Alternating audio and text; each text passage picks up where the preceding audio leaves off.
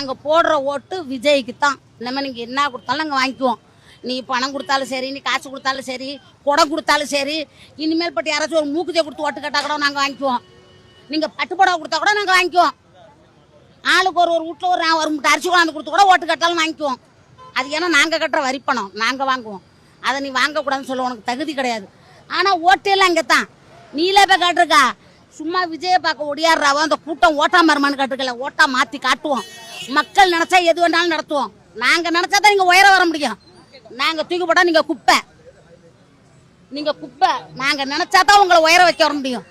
நாங்கள் நினைக்கலன்னா நீங்கள்லாம் ஒரு குப்பை தட்டி. இனிமேல் உனக்கு என்னத்துக்கு ஆகும்? இன்னும் 178 நாள் இருக்குது. 178 நாள் இருக்குது. 200 நாள் வரும்போது அன்னைக்கே என் பிள்ளை ஆட்சியில் கட்டலாம் அமருவான். இது நடக்கும். எம்ஜிஆர் இப்படி பரங்கிமலையில் படுத்துக்கிட்டு ஓட்டு வாங்கினாரு தொகுதியில். அந்த மாதிரி என் பிள்ளை வாங்குவான்.